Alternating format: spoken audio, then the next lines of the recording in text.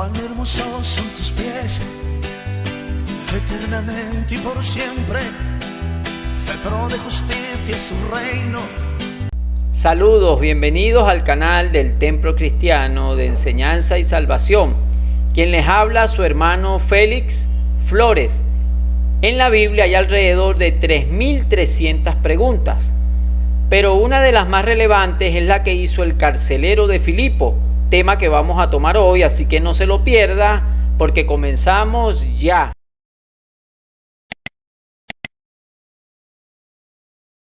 Ok, comencemos. Algunos creyentes dicen: cree en el Señor Jesucristo y serás salvo tú y tu casa, creyendo que están bajo una promesa. Por eso escuchamos la frase: Él está bajo la promesa, o mi familia está bajo la promesa. Es cierto que la promesa de salvación es para todo aquel que cree, pero algunos creen que hay una promesa que se extraen de Hechos, donde está la historia de este carcelero.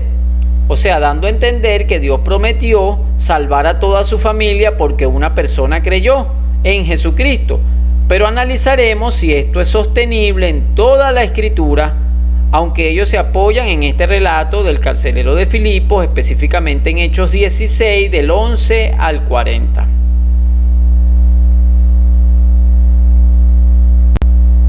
Ellos interpretan que si se salva uno de la casa, toda la familia podrá ir al cielo. Pero vamos a ver este relato bíblico.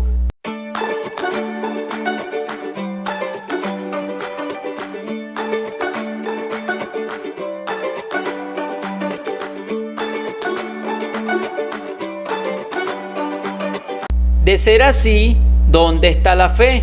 La Biblia es clara, solo hay un camino a la paz con Dios mediante la fe en Jesucristo. Por eso es personal, dice, para todo aquel que cree. Dice que de tal manera amó Dios al mundo que ha dado a su Hijo para que todo aquel que en Él cree. Hay que poner una fe personal.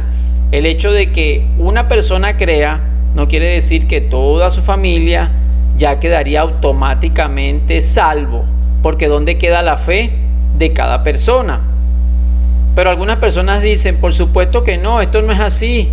Es que si un miembro de la familia cree, se salva por la fe, los demás creerán también.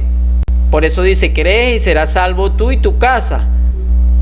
Bueno, no tengo ninguna duda de que Dios puede salvar a nuestra familia, pero está Pablo diciendo en realidad que eso está garantizado. Dios ha salvado familias completas. La familia en Hechos 16 es un ejemplo, la de este carcelero. La familia de Cornelio en Hechos 10:44 es otra que podemos tomar. Es muy posible que un miembro de la familia puede ser salvado mientras que otro está perdido. Entonces hagamos un análisis de pasajes bíblicos donde encontramos argumentos y evidencias, donde en una familia vemos personas salvas y personas no salvas, e incluso familiares que se condenaron. Vamos a estar tomando como primer texto de estos versículos 1 Corintios 7:16. Fíjense lo que dice aquí: pues, ¿cómo sabes tu mujer si salvarás a tu marido o esposo? ¿O cómo sabes tu marido si salvarás a tu mujer o esposa? Fíjense que si fuera una promesa garantizada, Pablo está diciendo: ¿qué sabes tú si salvarás a tu marido? Entonces usted puede leer el contexto donde se está hablando aquí de problemas en el matrimonio, y está diciendo que cuando un creyente vive con un incrédulo, o sea, no sabe. Al final de ese relato, Pablo comienza a decir ciertas cosas, pero en este versículo dice: ¿cómo sabes tú si lo harás salvo? O sea, que no está la seguridad de una promesa, porque entonces, de ser así, no existiría el yugo desigual en el matrimonio, ya que al casarse Dios cumpliría la promesa, porque está bajo la promesa al casarse. Entonces no habría mucho problema de estar velando con el yugo desigual en cuanto al matrimonio, porque si es una promesa, al casarse con un inconverso, ya pasa a ser parte de su familia y automáticamente creería. Pero ya estamos viendo que esto no es así. Este texto dice: ¿cómo sabes tu mujer si salvarás a tu marido? O sea, no hay garantía de que se salve. Hay oportunidades para todos y más cuando en un miembro de una familia es creyente. Ok, vamos a tomar otro pasaje. Vamos a leer Ezequiel 14:20. Fíjense lo que dice. Aunque Noé, Daniel y Job estuvieran en ella, vivo yo, dice el Señor Dios, no librarían ni a su hijo ni a su hija. Solo se librarían a sí mismos por su justicia. Es decir, que la salvación es personal y no cubrirá a otro que tenga la capacidad de entender y de elegir.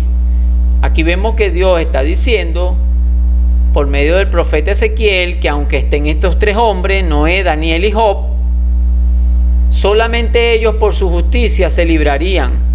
Pero si hay una promesa de salvación en toda la Biblia, entonces la familia de Noé, de Daniel y de Job tendría que automáticamente salvarse, porque Dios no puede contradecirse. Entonces aquí estamos viendo ya otro pasaje que no enseña, no va acorde a ese del carcelero. Fíjense en Lucas 9:60. Deja que los muertos entierren a sus propios muertos, pero tú ve y proclama el reino de Dios, le replicó Jesús. Aquí estamos viendo cuando unos discípulos se le acercaron al maestro y le dijeron: Señor, te seguiré, pero déjame hacer esto, pero déjame hacer aquello. Uno de ellos le dice: deja que entierre a mi padre.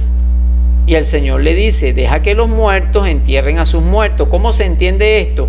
Está hablando de discípulo. El discípulo es alguien que ya es alumno del maestro. ¿Cómo se entiende? Deja que los muertos físicos entierren a los muertos espirituales. Sabemos que hay dos tipos de muerte, así como hay dos nacimientos. Hay dos nacimientos, uno físico y uno espiritual, y hay dos muertes, una física y una espiritual. El maestro, nuestro Señor Jesucristo, le está diciendo: deja que los muertos físicos entierren a los muertos espirituales, a las personas que ya están muertas físicamente, pero espiritualmente también perdieron la salvación y son familiares de este discípulo. En Lucas 21:16 dice: pero seréis entregados aún por padres, hermanos, parientes y amigos, y matarán a alguno de vosotros, y seréis aborrecidos de todos por causa de mi nombre. Fíjense cómo por causa de Jesús los parientes mismos iban a entregarlo. Eso quiere decir que esos parientes no eran creyentes, no eran cristianos. No está una promesa de que todos los parientes de ellos se iban a convertir, porque vemos que dice que van a ser entregados por los propios padres. Quiere decir que esos padres no han creído en el Mesías. Por hermanos, por parientes, por amigos. Inclusive los matarán. Nosotros como creyentes tenemos un mandato que dice: no matarán. Si ellos fueran creyentes, guardarían la palabra de Dios, que está tanto en el Antiguo como en el Nuevo Testamento: no matarás. Ese es otro texto que nosotros podemos tomar. Mateo 10:36. Los enemigos del hombre, o los enemigos de cada cual, serán los de su propia familia. Dice que estará el suegro contra la nuera, el hijo contra el padre, etcétera, etcétera, etcétera. Entonces, ¿cómo puede ser que los enemigos de cada uno serán los de su propia casa, si al creer tú serás salvo tú y tu casa? Y al ellos convertirse ya no serían enemigos, porque la Biblia nos manda a amarnos unos a otros, y todos los creyentes no podemos ser enemigos, o no debemos ser enemigos entre nosotros mismos, y menos si somos familiares creyentes. Eso nos da a entender entonces de que aquí los enemigos serán los de su propia casa. O sea que esa promesa no se ve cumplida. Vas a tener enemigos, van a haber parientes que nunca se van a convertir. Gloria al nombre del Señor. Estos familiares de creyentes, vamos a tocar otro punto, se perdieron. Vamos a ver cómo los familiares de algunos creyentes se perdieron. Si la promesa es ser salvo, aquí veremos que no se cumplió en estos que vamos a nombrar. Bueno, vamos a comenzar desde Caín. Caín, el hermano de Abel, lo mató. ¿Por qué Caín mata a Abel? ¿Pero qué expresa entonces la Biblia de Caín? Abel era un justo, pero Caín era una persona mala. Pero si Abel era justo y creía en el Dios de los cielos, tenía que salvarse su hermano. Pero fíjense lo que dice en primera de Juan 3:12. No como Caín, que era del maligno, teniendo a Abel como hermano, que era un justo. No como Caín, que era del maligno y mató a su hermano. ¿Y por qué causa le mató? Porque sus obras eran malas y las de su hermano justas. En Judas 1:11 dice: ay de ellos, porque han seguido el camino de Caín y se lanzaron por lucro en el error de Balaam y perecieron en la contradicción de Coré. Fíjense cómo se nombra a Caín, que era del maligno, que era una persona mala y que no estaba haciendo las cosas bien. Pasemos a otro personaje. Vemos a los yernos de Lot. Eso está en Génesis 19, del 12 en adelante. Leemos así el pasaje. Luego le advirtieron a Lot: ¿tienes otros familiares aquí? Saca de esta ciudad a tus yernos, hijos, hijas y a todos los que te pertenezcan, porque vamos a destruirla. El clamor contra esta gente ha llegado hasta el Señor y ya resulta insoportable. Por eso nos ha enviado a destruirla. Lot salió para hablar con sus futuros yernos, es decir, con los prometidos de sus hijas. Apresurado les dijo: abandonad la ciudad, porque el Señor está a punto de destruirla. Pero ellos creían que Lot estaba bromeando, y vemos cómo no se registra que ellos salieron. Eran familiares de Lot. Si es salvo tú y tu casa, la casa de Lot, donde vivían sus hijas y sus futuros yernos, o ya estaban comprometidos con sus hijas para casarse. Recordemos que el compromiso en la antigüedad era considerado como un matrimonio, casi el desposatorio. Veamos otros ejemplos. Los hijos de Elí. Recuerda, Ofni y Finés. ¿Qué dice la escritura en relación a Ofni y Finés? En 1 Samuel 2:12 dice: los hijos de Elí eran perversos, no les importaba el Señor. Los hijos del sacerdote Elí, un sacerdote puesto por el Señor, eran perversos. ¿Y dónde está la promesa de que los hijos iban a ser salvos? En 1 Samuel 2:17 dice: de esta manera Ofni y Finés mostraban que no respetaban las ofrendas presentadas al Señor. Este era un pecado muy grave ante los ojos del Señor. En 1 Samuel 4:11 dice: y el arca de Dios fue tomada y muertos los hijos de Elí, Ofni y Finés. Ya conoce usted la historia. Cuando Samuel le da la profecía para Elí y Dios le muestra lo que le va a ocurrir a estos hijos, que inclusive el mismo Elí pierde la vida, se va hacia atrás y se desnuca cuando oye la noticia de que el arca fue capturada y que sus hijos fueron muertos. Pero Dios había dicho por medio de Samuel que esto iba a suceder por el pecado. Vemos como este sacerdote, según en estos tiempos, como dicen algunos, no, mis hijos están bajo la promesa, y ya como que es automático, como que es algo mágico, que al creer un padre o una madre o un familiar, ya toda la familia tiene que ser creyente. Eso no lo dice la escritura, pero vamos a seguir viendo. También podemos ver a los hijos de Samuel, a Joel y a Abías. Eso lo encontramos en 1 Samuel 8, del 2 al 5. Leemos: su hijo primogénito se llamaba Joel y su segundo Abías. Ellos fueron jueces de Beerseba, pero sus hijos no andaban en los caminos de él, más bien se desviaron tras las ganancias deshonestas, aceptando soborno y pervirtiendo el derecho. Entonces todos los ancianos de Israel se reunieron y fueron Samuel en Rama y le dijeron: he aquí, tú te has envejecido y tus hijos no andan en tus caminos. Por eso constitúyenos ahora un rey que nos gobierne como tienen todas las naciones. Estamos viendo entonces que los hijos de Samuel tampoco caminaron como caminó su padre. Veamos ahora el hermano de Jacob, a Esaú. Ocurre lo mismo que Caín y Abel. Vemos que Jacob y Esaú, bueno, ya usted conoce la historia, ellos nacieron desde el vientre, tenían una guerra, etcétera, etcétera, etcétera. Pero vamos a tocar el punto que nos concierne. En Romanos 9:13 dice, como está escrito, a Jacob amé, mas a Esaú aborrecí. Pero ¿cómo Dios puede aborrecer a Esaú si él ha dicho o ha dado una promesa que si hay alguien fiel, justo, que cree en el Señor, como Jacob, le va a salvar toda la familia?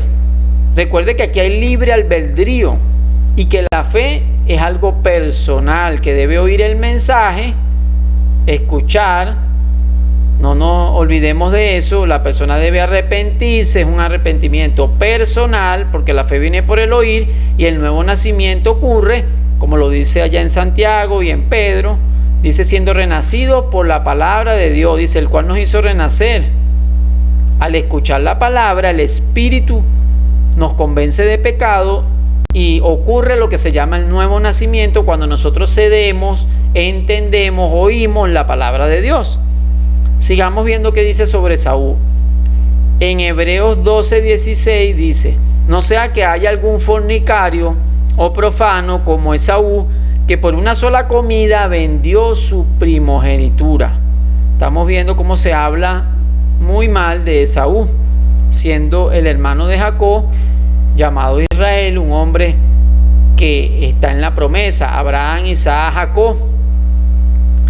Vamos a ver, recuerda el becerro de oro. Bueno, por ese pecado de oro, de ese becerro, del oro que construyeron el becerro, ellos tuvieron que matar a sus propios parientes. Eso está en Éxodo 32:25.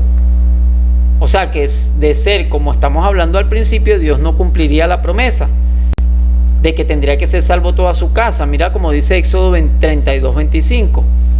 Y viendo Moisés que el pueblo estaba desenfrenado porque Aarón lo había permitido para vergüenza entre sus enemigos, se puso Moisés a la puerta del campamento y dijo, ¿quién está por Jehová? Júntense conmigo. Y se juntaron con él todos los hijos de Leví.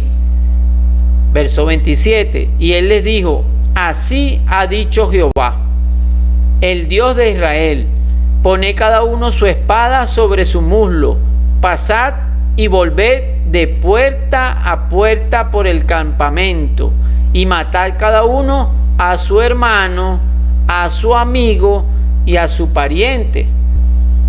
O como ellos iban a matar a sus parientes, a sus hermanos, si al creer uno de ellos y ser justo ellos tenían que salvarse automáticamente. Estamos viendo que esto no es así.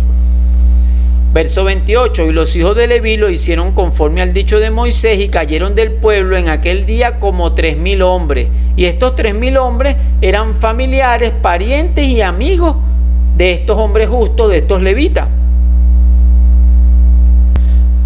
Uno no puede ser salvo por iniciativa de otro, sino que es justificado por su propia fe. Lo repetimos, su propia fe en Cristo. A cada uno de nosotros nuestra propia fe nos es contada por justicia.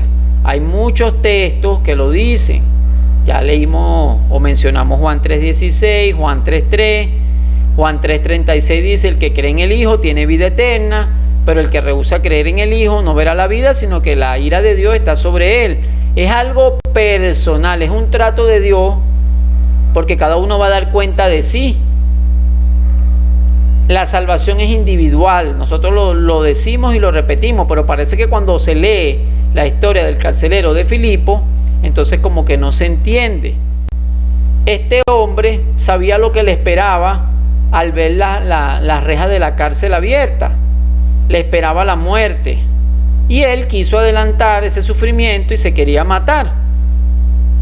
Allí vamos a ver unos versículos sobre lo que pasaba si se le escapaban los presos a algún carcelero. Ellos tenían que pagar con su vida.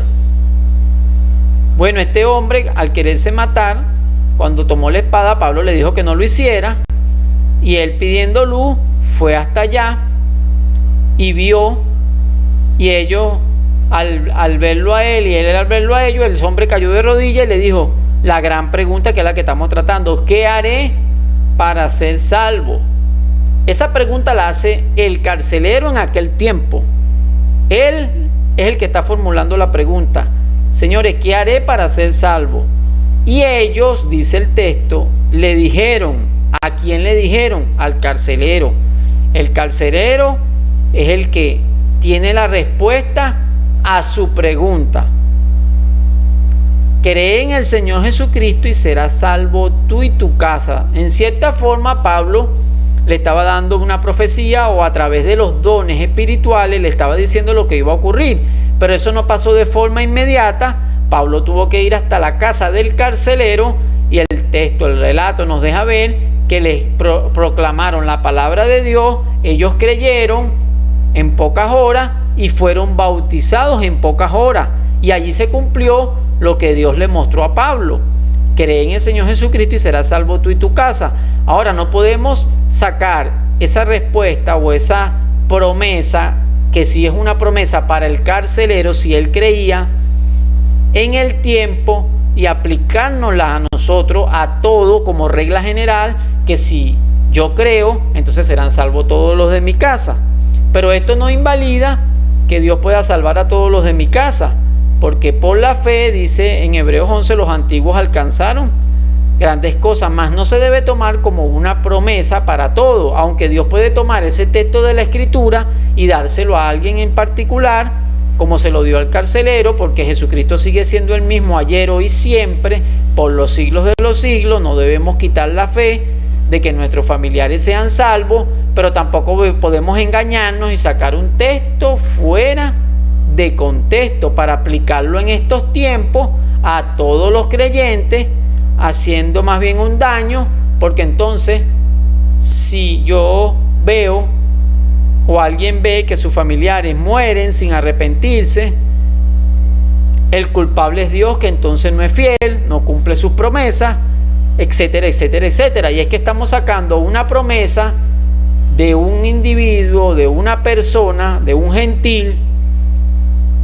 que Pablo le dio para extraerla a este tiempo y dársela a toda persona que cree, y eso es un error. Mas no quiere decir que toda la familia de una persona no se puede salvar. Sí se puede, pero entonces no debemos tomar cada frase pronunciada como una promesa para nosotros, en fin de cuentas, sino que es algo que estaba dirigido a ciertas personas en particular. Si él creía, fácil, toda su casa iba a ser salva. Era para el carcelero, no para nosotros, a menos que Dios nos las dé a nosotros. Cuando se enciende una luz en una familia, es para que alumbre a todos los de la casa. Dice la Escritura que una ciudad asentada sobre una montaña no se puede esconder, y nosotros somos la luz de nuestro hogar, de nuestra casa, de nuestra familia, y esa luz puede alumbrar a otros para que ellos también se conviertan. Pero Dios no está diciendo que esto es una garantía, no lo dice a través de Pablo, que lo que hizo con el carcelero es una promesa para todo el tiempo. Porque hemos visto esos ejemplos que vimos, cómo personas murieron siendo familiares de personas justas y perecieron, hicieron lo malo. Inclusive en el contexto de Primera de Corintios está más que claro. ¿Cómo sabes tu mujer si hará salvo a tu marido? Una promesa en particular, una promesa particular dada en el tiempo, no una promesa que yo pueda dar a quien yo quiera. No hay ninguna enseñanza en la Escritura de que mi conversión va a resultar en la conversión de mis familiares.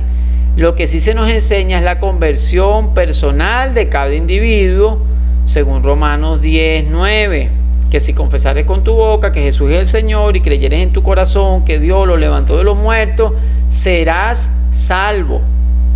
Porque imagínense, si de ser así, entonces nosotros lo que predicaríamos es que en cada familia se convierta uno, y estaríamos salvando ya por familias.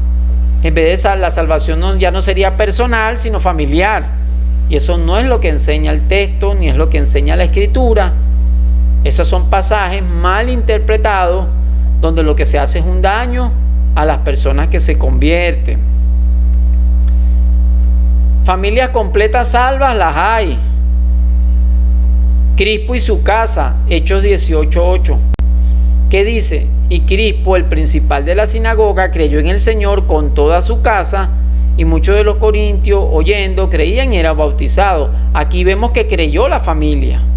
Se atribuye fe a los otros familiares, al primo, al tío, al hermano, etcétera, etcétera, etcétera. También voy a argumentar otra cosa. A veces se dice, yo nací en el Evangelio. No es que yo nací en el Evangelio. Esa es una frase que no es muy correcta decirlo. Usted no nace en el Evangelio. Usted nace cuando usted acepta a Cristo. Usted puede tener padres, abuelos, bisabuelos, tatarabuelos, XXX. Pero si una persona no acepta personalmente a Jesucristo, recibe la palabra, se arrepiente, acepta el Evangelio, allí es donde nace de nuevo. Si no hace esto, no hay nuevo nacimiento. No se nace de nuevo por tener un padre y una madre cristiana. Que lo que se quiere decir, de repente entiendo yo, es que tú naciste en un hogar cristiano, eso sí, pero que naciste del Evangelio. Cuando naces del Evangelio es porque oyes la palabra y la fe viene por el oír la palabra de Dios, te arrepientes y hay un nuevo nacimiento. Pero no hay una garantía de que el hijo o la hija se salven porque sus padres son creyentes. Ya vimos el ejemplo de los hijos de Elí, los hijos de Samuel, y cuántos hijos más de hombres y mujeres que tienen ministerio, que no están caminando bien a la luz de la palabra. Y si eso de ser así, como ellos dicen, que es una promesa general, entonces Dios está fallando y eso es imposible. Somos nosotros que tal vez no hemos interpretado bien y estamos dando aliento o palabras que no debemos dar. La ironía es que mientras más usted acomoda y oscurece las doctrinas bíblicas para hacer que la realidad cristiana parezca más atractiva a los que no creen, menor es la realidad cristiana. Menor es la realidad cristiana que hay cuando ellos llegan, lo cual significa que lo que a la corta parece un éxito, porque le estamos dando una promesa, si tú crees van a creer todo, un paquete completo. Bueno, parece un éxito a la corta, pero a la larga prueba a ser un rotundo fracaso. Si se altera o oscurece la imagen bíblica de Dios en aras de atraer a los incrédulos para que se conviertan. Lo que se obtiene no son conversos a Dios, sino conversos a una ilusión. Y eso no es evangelismo, eso es desilusión.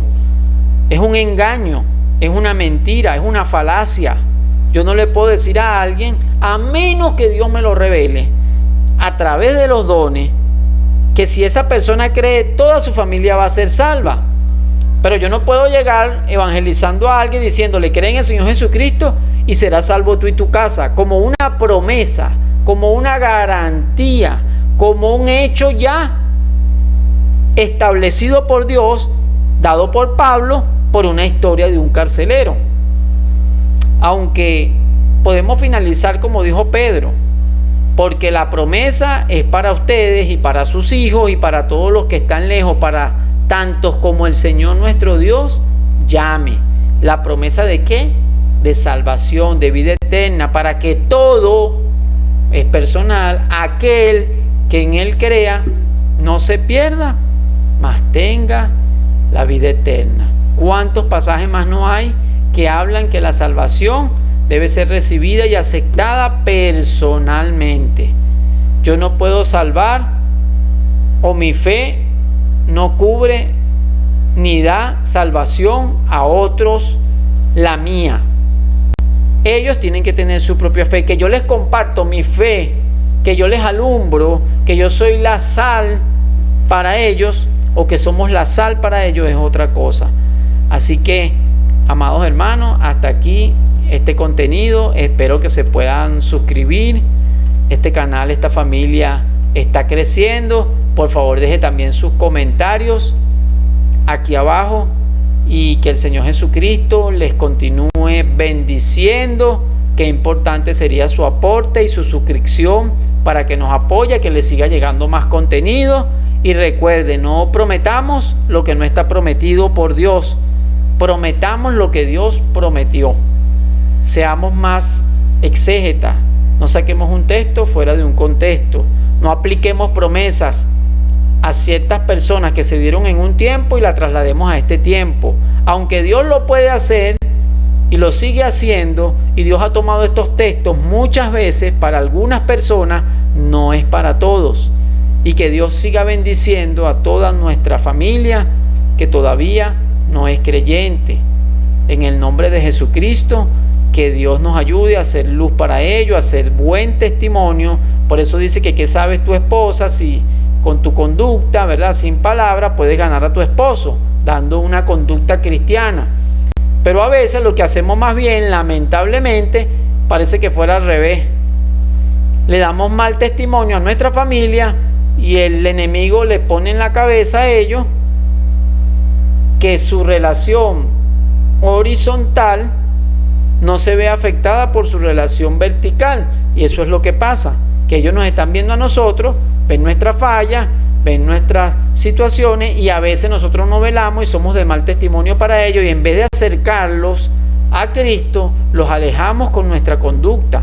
Sobre todo aquellos hermanos que se llaman hermanos, que son fornicarios, adúlteros, mentirosos, estafadores, maldicientes, y la familia los está viendo, y después nos ponemos la Biblia aquí, que Dios nos guarde, o que Dios ayude a esos hermanos que lo están haciendo, y salen predicando. Cuando en la casa se escuchan los gritos, cuando le pega a la mujer, le grita a los hijos, la maldice, empieza a decir ajo, cebolla y toda clase de grosería y toda palabra corrupta, y después sale y le dice: vecino, ¿cómo estás? O tío, ¿cómo estás? Dios te bendiga, te invito el domingo a la iglesia, Cristo viene.